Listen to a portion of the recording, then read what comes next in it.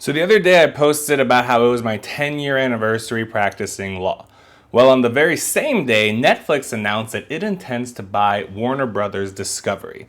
So I thought it'd be fun to do a multi-part video series on where Netflix started and how it got to where it is today, where it can afford to buy a huge company like that for over $80 billion.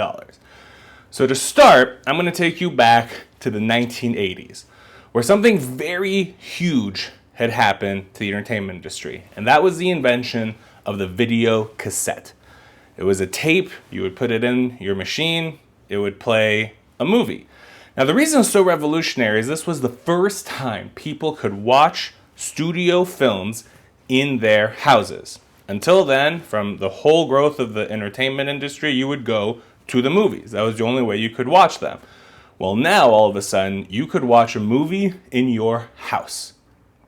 It cost a lot. The first VCR, I think, was thousands of dollars. And the studios were pretty concerned. They were thinking, well, we charge movie tickets, people to see our movies. And now if they're going to own them at home, they might not ever come to the movies again. It's an ongoing concern that they still have every time there's new technology. But in this instance, they said, okay, so how do we price these video cassette tapes? Well, they charged over $100 for them. Their logic being, well, you used to have to pay, a few dollars, maybe $5 to $10 at the time to see a movie, but now you can see it on repeat forever. So they thought $100 would be the best price point. So a lot of people didn't want to pay $100. A lot of people didn't have VCRs. It was still kind of expensive in its early days. But some people came up with this idea, what if I buy this movie and then I rent it out to people?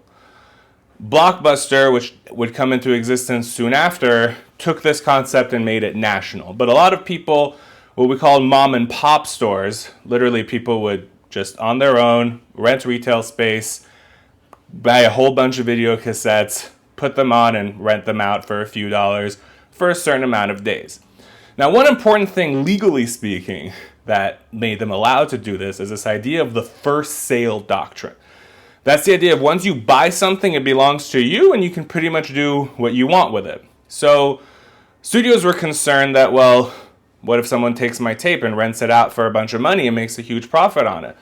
And that's exactly what a lot of people were doing. But the first sale doctrine allows them to do that. That's different than, say, taking a movie and putting it on a big screen and charging people money for it. You would still need the copyright holder, in this case, the studio's permission to do that. But in the 1980s, if you had bought a film, that physical film belonged to you and you could do what you wanted with it. You could resell it for a profit or, like a lot of people did, rent it out.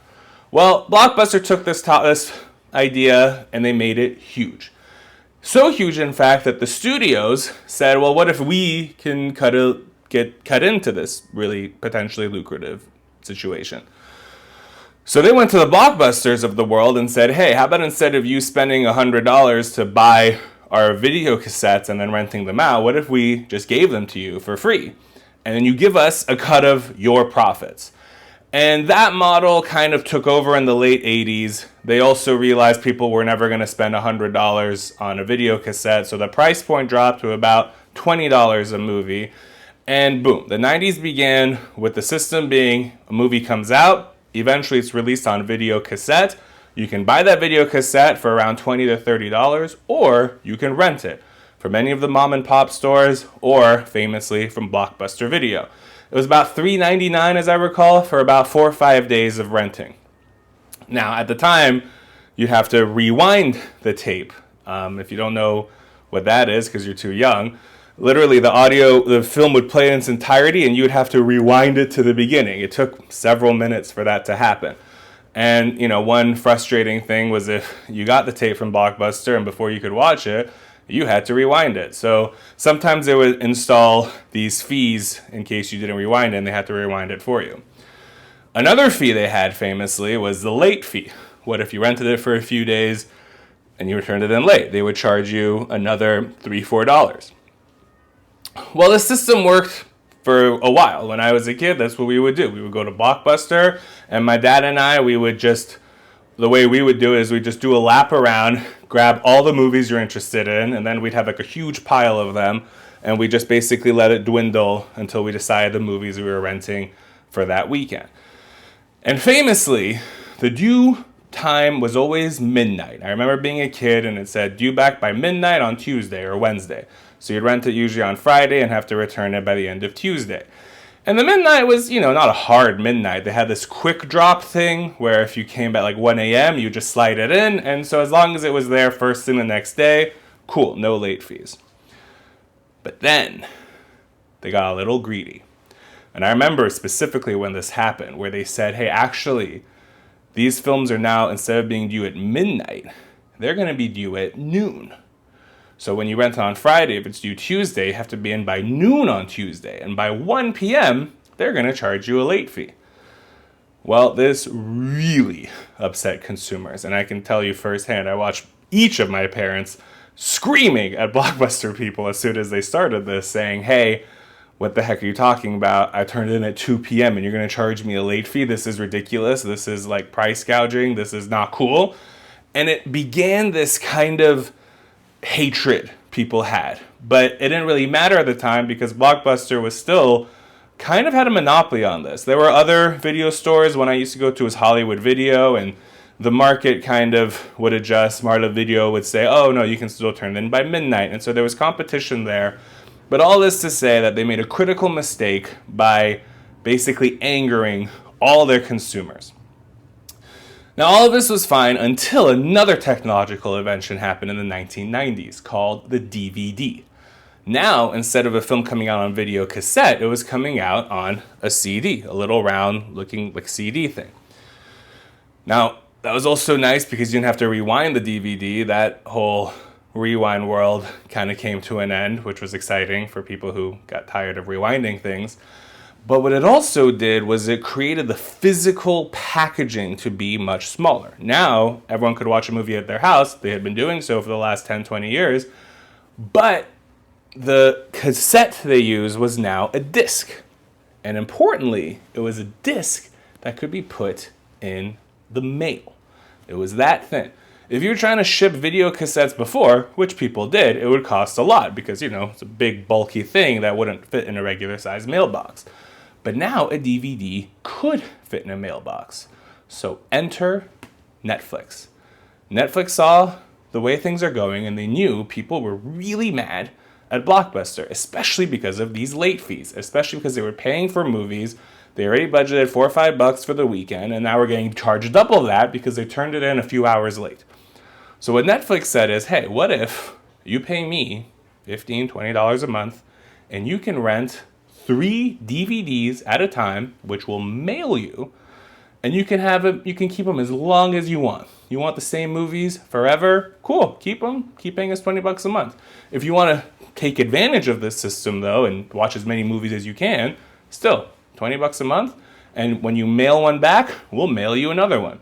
And they would have this website that you could rank the movies you want. You could even have a queue. So as soon as Netflix got one movie, it would immediately send the other to your house. I remember my dad jumping at this partly because he was so mad at Blockbuster and their late fees. And he loved Netflix because there was no late fees. And this is important because a lot of Blockbuster's behavior kind of assumed the rational consumer would behave a certain way, without realizing that they had created an irrational consumer that was super mad at them for all the little things they were doing, such as the increased late fees. So Netflix becomes a pretty moderate success. People start using it and they love it. Like people like my dad would always talk about, I love Netflix. Because again, it meant a break from Blockbuster, and a lot of them were watching movies that they wanted, movies that they hadn't seen in a long time, and it all still followed this first sale doctrine idea. Once I buy a DVD, I can do whatever I want with it. Netflix would buy a bunch of DVDs and then mail them out, usually 3 at a time to people. You could pay more, I think, for more movies. But that's how it worked. Eventually, Blockbuster noticed, and right when Blockbuster was kind of the Goliath and Netflix was still kind of the David, Netflix was losing money. This was in the early 2000s, the dot-com bubble, which was when everyone thought, oh, if you have an internet website, you're going to be worth billions. And then they realized, wait, no, you're not. So at a time when Silicon Valley and the tech bubble was kind of crashing, Netflix was, losing a lot of money. They had about 300,000 customers, which was successful, but not huge. And they went to Blockbuster and they said, "Hey, will you buy us out?" And famously, they went to the room and Blockbuster said, "Okay, how much are you looking for?" And Netflix threw out the number $50 million, $50 million. And apparently got laughed out of the room. Blockbuster said, "Psh, no." And critically, Blockbuster thought, why would we buy you for $50 million when we could just do what you do and we could do it better? They said, you kind of provide some convenience, but I can do this if I really think it's useful. And eventually, as the internet was picking up and people were talking about this, Blockbuster did exactly that. And they created Blockbuster Online. They said, "Hey, you like that thing Netflix does? We can do it too. But here's what we have that Netflix does not have. We still have thousands of stores nationwide. So you can still go that day. You feel like a movie, immediately you can come to our store, get that movie, and watch it that night. With Netflix, you still have to wait a few days for the mail to arrive." And this seemed like, it was probably definitely going to work because, why, if I could pay Netflix that much, why wouldn't I pay Blockbuster that same amount and have the option of watching it immediately?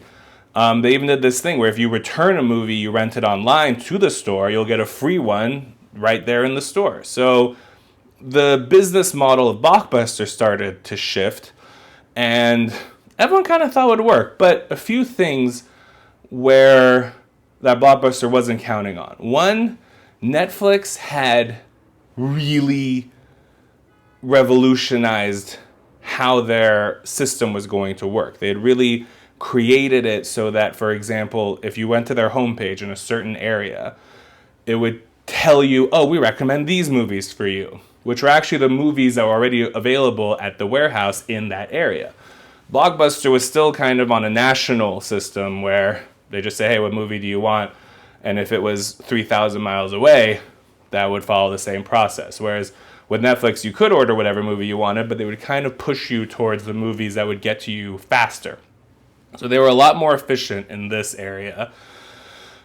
And then eventually, I don't think they calculated just how many people they had upset. They had really, pissed a lot of people off with their late fees and, just kind of having the monopoly on everything and just increasing the prices here and there. So Netflix didn't go away. Eventually, Blockbuster, to kind of, stop the hemorrhaging of people they were losing, they said, "Okay, hey, you know what? No more late fees. End of late fees." That's kind of how desperate they got by the end, because they knew everyone hated late fees, and they said, from now on, no late fees. But the problem with no late fees is, well, what incentive do you have to return the movie? So they did this system where, well, if you keep it for a week past its due date, we're going to charge you full price for the movie, as though you bought it for like $20, $20, $30. But you can return it within a month to get your refund. So effectively, that meant that every 3 or 5 day movie rental, that was another thing they did. Or in the old days, you keep it for 3 nights. Then they started doing it, well, if it's a new release, it's a 2-day rental. So it's due, if you rent it Sunday, it's due Tuesday. And then the 5-day rentals were for the older movies.